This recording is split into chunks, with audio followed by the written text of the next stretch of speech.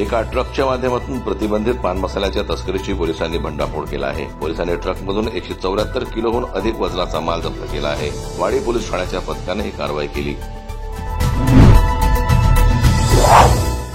नागपुरातील डॉ. बाबासाहेब आंबेडकर आंतरराष्ट्रीय विमानतळावर बॉम्ब आणि सिगारेट पॉकेटांचे स्फोटके ठेवल्याचा ईमेल मंगळवारी सकाळी 8च्या सुमारास विमानतळावरील वरिष्ठ अधिकाऱ्याला आल्यानं एकच खळबळ उडाली। केंद्रीय सुरक्षा बल आणि नागपूर पोलिसांनी संयुक्त मोहीम राबवून विमानतळ आणि लगतच्या परिसराची तपासणी केली।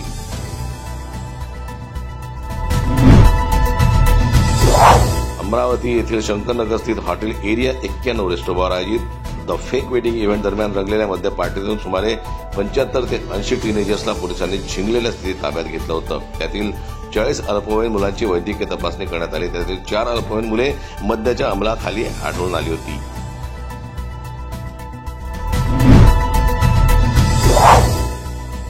राज्याचे कृषी मंत्री माणिकराव कोकाटे यांचा विधानसभेत रमी गेम खेळतानाचा व्हिडिओ व्हायरल झाल्यानंतर राजकीय वर्तुळातून प्रतिक्रिया येत आहे। विरोधकांकडून मंत्री कोकाटे यांचा राजीनामा मागितला जात असून विविध शेतकरी संघटना देखील आक्रमक झाल्या आहेत।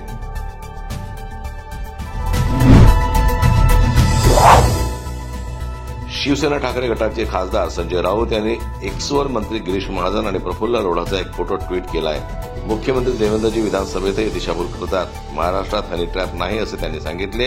या एका फोटोची सीबीआय मार्फत चौकशी होऊ द्या, दूध का दूध पाणी का पाणी होईल। 4 मंत्री अनेक अधिकारी यात अडकले आहेत।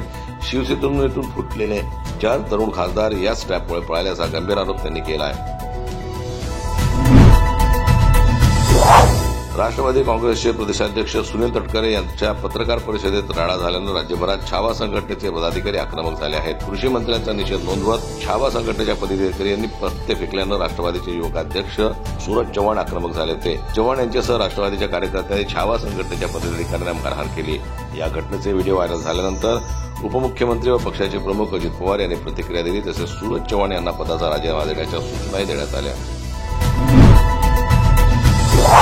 मुंबई महानगरपालिकेची निवडणूक जिंकण्यासाठी मुख्यमंत्री देवेंद्र फडणवीस यांच्याकडून राज्याच्या विविध भागातील बैठकी सुरू असून राज आणि उद्धव ठाकरे यांचे नगरसेवक निवडून एकत्र आले तरी पालिकेवर त्यांची सत्ता येईल असे नाही, असे मत भारतीय जनता पक्ष आमदारांनी बैठकीत व्यक्त केले। Too much with Kajol and twinkle हा शो ग्लॅमरस रेड कार्पेट कार्यक्रमांना देखील मागे टाकण्याची शक्यता आहे, कारण हा शो बोल्ड, स्पार्कलिंग आणि पूर्णपणे अनफिल्टर्ड स्वरूपात प्रेक्षकांसमोर येणार आहे। अभिनेत्री कल्की कोचलिन आणि दिग्दर्शक अनुराग कश्यप यांच्या लग्नाची स्टोरी तर सगळ्यांनाच ठाऊक आहे। दोघांनी 2011 मध्ये उटी इथं आपली लग्नगाठ बांधलेली आणि लग्नानंतर अवघ्या 2 वर्षातच 2013 मध्ये त्यांनी एकमेकांपासून विभक्त होण्याचा निर्णय घेतला। पुढे 2 वर्षांनी 2015 मध्ये त्यांच्या घटस्फोटावर कायदेशीर मोहर लागली। पुढे दोघांनी आपापले वेगवेगळे मार्ग निवडले। अशातच आता घटस्फोटाच्या तब्बल 10 वर्षांनी अभिनेत्री अनुराग कश्यप सोबतच्या घटस्फोटाबाबत उघडपणे भाष्य केलंय। अभिनेत्रींनी म्हटलंय की अनुराग कश्यपपासून वेगळं होणं तिच्यासाठी वाटकं तितकं सोपं नव्हतं। तो काळ तिच्यासाठी खूप अडचणींनी भरलेला होता।